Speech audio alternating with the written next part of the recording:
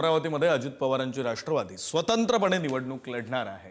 राष्ट्रवादीचे आमदार संजय खोडके यांनी ही माहिती दिली। अमरावतीमध्ये राष्ट्रवादीचा महापौर होणार असा एक विश्वासही संजय खोडके यांनी बोलून दाखवला। महायुतीमध्ये भाजप, शिंदेची शिवसेना, युवा स्वाभिमान एकत्र लढणार आहे।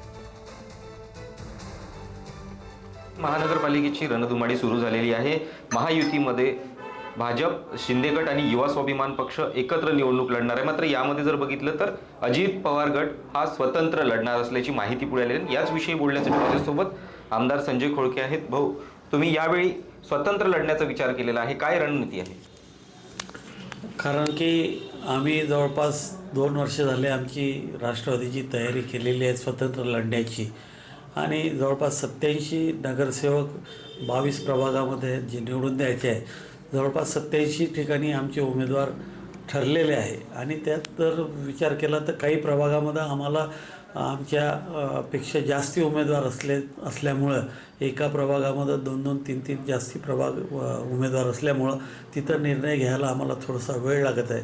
परंतु येणाऱ्या नजीकच्या काळामध्ये आम्ही सर्वजण एकत्रित बसून त्यावर योग्य तोडगा काढू आणि 87च्या 87 प्रभागामध्ये आम्ही आमची राष्ट्रवादीची घड्याळ ह्या चिन्हावर आम्ही निवडणूक लढणार आणि भविष्यामध्ये आमचा 100% महापौर राहील। कारण की आम्ही पूर्वीच्या काळामध्ये राष्ट्रवादी 1 नंबरवरच राहत होती आणि आता या काळातसुद्धा आम्ही राष्ट्रवादीला 1 नंबरवाला चौक संधिरेकरण असतील इतर विषय होते ते चांगल्या पद्धतीनं सोडवलेलं आहे। भविष्यामध्ये या शहराचा विकासाचं ब्ल्यूप्रिंट किंवा आम्ही जो जाहीरनामा करू त्या जाहीरनाम्यातून आपल्याला आम्ही निश्चित आश्वस्त करू की आम्ही जे प्लॅनिंग केलेलं आहे ते शासनाच्या पाठिंब्याने आणि महानगरपालिकेच्या निधीतून चांगल्या पद्धतीचा विकास या अमरावती शहरामध्ये करू असं आमचं प्लॅनिंग झालेलं आहे। कॅमेरा पर्सन प्रज्योतसह छगन जाधव, पुढारी न्यूज, अमरावती।